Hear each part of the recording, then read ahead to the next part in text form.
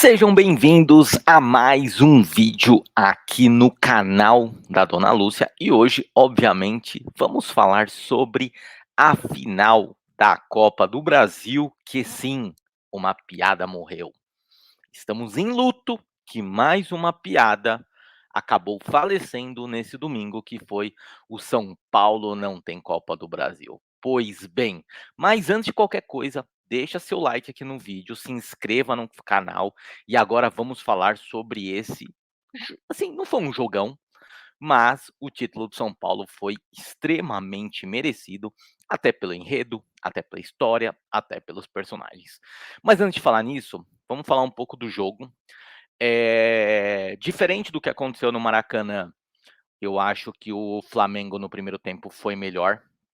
Eu acho que, assim, quando o Flamengo abriu o placar e já estava ali na reta final do primeiro tempo, eu ainda pensei, eu falei: "Putz, se o Flamengo conseguir levar esse 1-0 para o intervalo, eu acho que pode dar bom para o Flamengo, né, no caso. E eu acho que o São Paulo ia ter uma dificuldade ali, porque eu acho que voltar para o segundo tempo em desvantagem, eu acho que ia ter um peso a mais. Porém, o Rodrigo Nestor acertou um golaço logo em seguida, então não deu nem muito tempo do Flamengo ali administrar o resultado. O gol aconteceu minutos depois do gol do Bruno Henrique. E aí depois o que o São Paulo fez no segundo tempo praticamente foi administrar o resultado.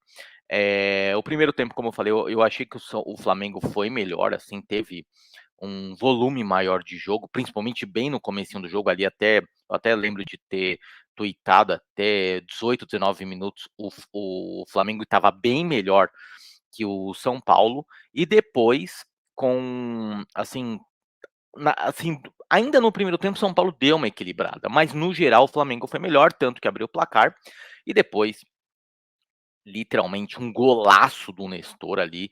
Eu vi até algumas pessoas no Twitter, agora chamam de X, né, culpando o goleiro Rossi, mas eu não achei culpa dele, eu acho que ele não tinha o que fazer.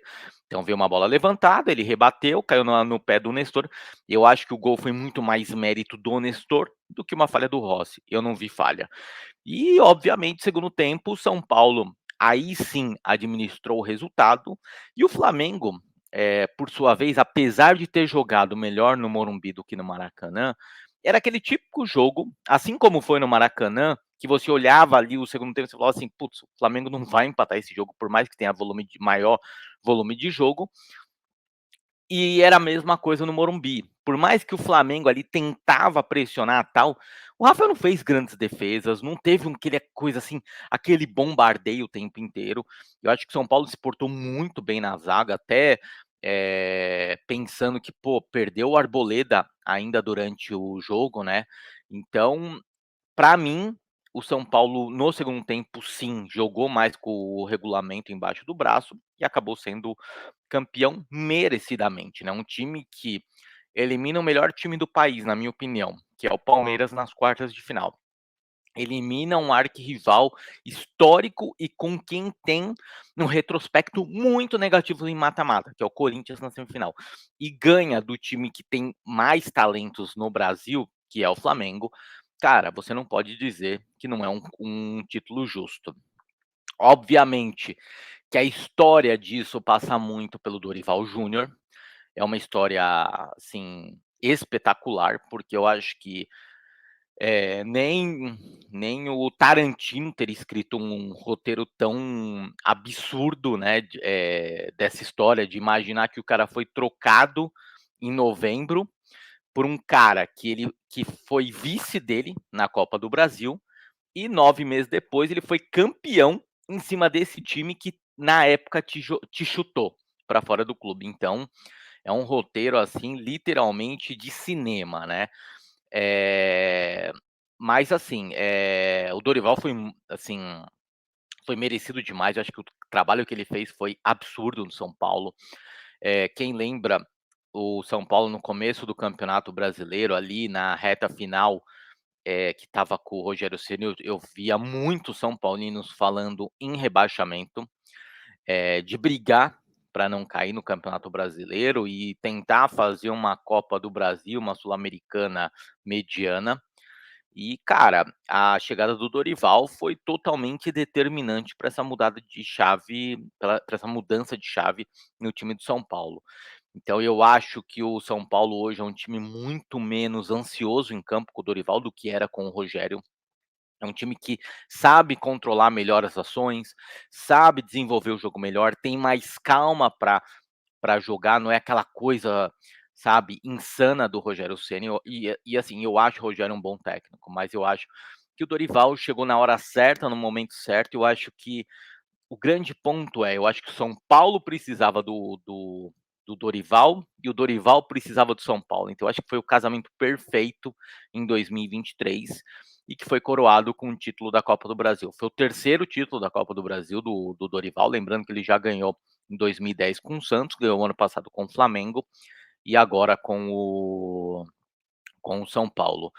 Eu acho que uma coisa que a gente precisa falar também, né, que assim, coincidência ou não, eu acho que o São Paulo realmente fechou o portal quando venceu aquele jogo e disputou o segundo tempo no Morumbi contra o Tigre da Argentina, né? Então, quando disputou o segundo tempo, eu acho que ali acabou o problema do São Paulo e o São Paulo acabou voltando a ser campeão novamente de um título importante, né? Tinha vencido o Campeonato Paulista em 2021, mas não era um título tão importante da magnitude de uma Copa do Brasil, ainda mais pelo simbolismo, que era um título que o clube não tinha, né? E aí, eu também queria levantar um ponto engraçado, né? Que assim, eu vi muitos ontem jornalistas que na época da troca do Dorival pelo Vitor Pereira, o discurso era: "Não, porque o Dorival, o Flamengo perdeu rendimento na reta final do Dorival no Flamengo. A troca é justa, eu também teria feito". E aí ontem e hoje estão aí fazendo meia culpa, estão aí falando que foram mal interpretados e não foram. Todo mundo viu o que vocês escreveram na época.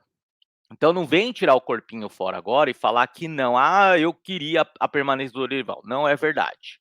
Você até poderia querer a permanência do Dorival, mas a partir do momento que o Flamengo se mostrou falando que fez a troca, que trocou tal, a maioria de vocês veio com o mesmo discurso afirmando que foi boa a troca, que era uma troca justa porque o Flamengo tinha perdido o rendimento. Só que assim, vamos a alguns fatos que eu acho que é importante. Primeiro, eu acho que os grandes pontos que o Flamengo, eh, perdeu rendimento foram nas finais. Eu acho que o Flamengo não fez uma grande final contra o Corinthians e fez até uma final satisfatória contra o Atlético Paranaense. Só que assim, é final de campeonato. Se você pegar o desempenho, por exemplo, vamos pegar o Manchester City, foi campeão da Champions League. Cara, o City não jogou 50% naquela final contra a Inter do que normalmente joga, porque é final, é algo diferente. E as pessoas não administram isso. Então, assim, aí colocaram a culpa no rendimento. Aí depois, e tá tudo gravado, tem um monte de jornalista que ficou defendendo isso, ok?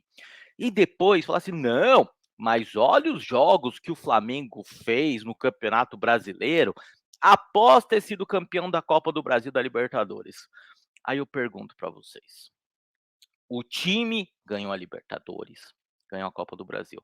Vocês acham mesmo que o jogador vai estar empenhado para jogar contra o Avaí, contra quem quer que seja, no Maracanã ou fora, depois de ter ganhado os 2 títulos mais importantes não, que o brasileiro é mais importante que a Copa do Brasil, mas assim, terem vencido 2 títulos extremamente importantes, num campeonato que não valia mais nada, vocês acham mesmo que o jogador ia estar super motivado para isso? E aí culpar o Dorival por isso.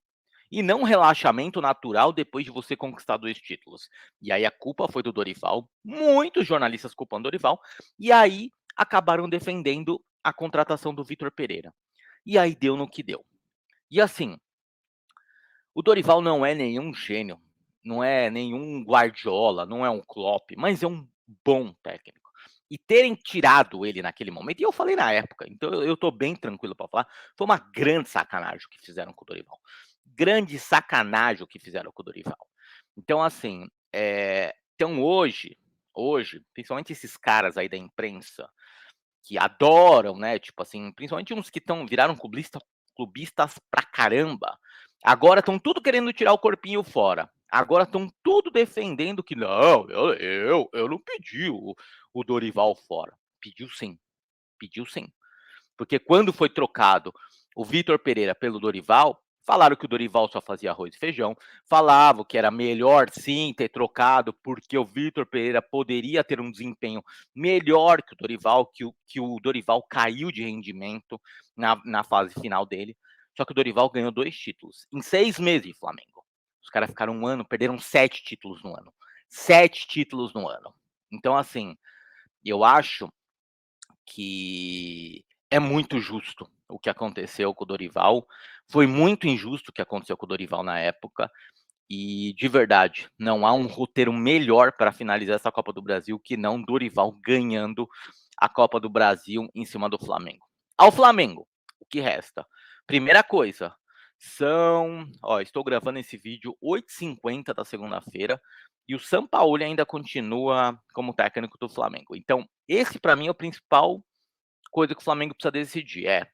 Vai manter o Dori, vai bancar o Sampaoli até o final do ano, vai bancar o Sampaoli ano que vem. Primeiro precisa definir o técnico, o que vai fazer com o técnico. Eu, Rafael Donaluz, o que eu faria? Eu já mandaria o Sampaoli embora, porque eu acho que não tem um clima nenhum para esse cara continuar no Flamengo por tudo que aconteceu. Relacionamento com o jogador, preparador físico que bate em jogador, o time é ruim em campo. Então, eu mandaria o São Paulo embora, colocaria ali um interino para tentar terminar o Campeonato Brasileiro e pelo menos tentar conquistar uma vaga na Libertadores, que nesse momento o Flamengo não está na Libertadores 2024, e isso é importante que seja destacado. E eu não acho que o São Paulo vai levar esse time a conquistar uma vaga na Libertadores. Não acho. Eu acho que o Flamengo, nesse momento, precisa de um fato novo, precisa demitir ele, tentar buscar a vaga na Libertadores, e aí sim, pensar num técnico para 2024. Já começa a vir nas redes sociais, e aí não sei se é verdade, já o nome do Tite sendo falado. Eu acho que, obviamente, seria um grande nome para o Flamengo, apesar de eu não gostar do Tite na seleção e tal, mas eu acho que para clube, e eu acho que talvez seja um cara que o Flamengo precise nesse momento. Mas assim, a primeira coisa que o Flamengo precisa fazer é isso, e a segunda coisa, eu acho que tá na hora do Flamengo fazer uma reformulação assim muito drástica no elenco. Eu acho que aqueles caras de 2019, muitos ali já estão acomodados, muitos estão jogando com nome, e eu acho que o Flamengo precisa rejuvenescer o seu elenco, precisa mudar esses caras, porque também muitos estão ali jogando com nome e com aquela coisa de tipo assim, pô, já ganhei tudo, ninguém vai me encher o saco, ninguém vai brigar comigo. E assim, e ainda também tem o fator que muitos viraram amigos de diretor de futebol, de presidente e tal, e que querendo ou não, quando você é amigo, seu amigo não vai te cobrar da mesma forma que uma gestão profissional te cobraria, não é verdade? Então, eu acho que para o Flamengo,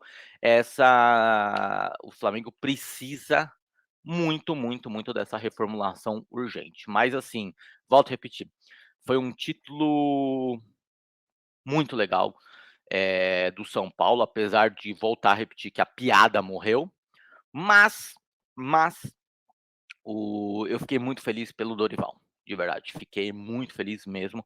Eu acho que o Dorival merecia demais esse título da Copa do Brasil,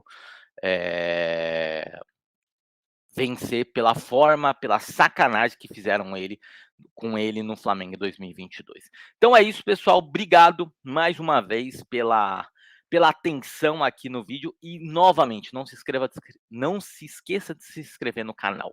Valeu, Dona Lúcia, novamente, amanhã com um novo vídeo aqui na área. Tchau!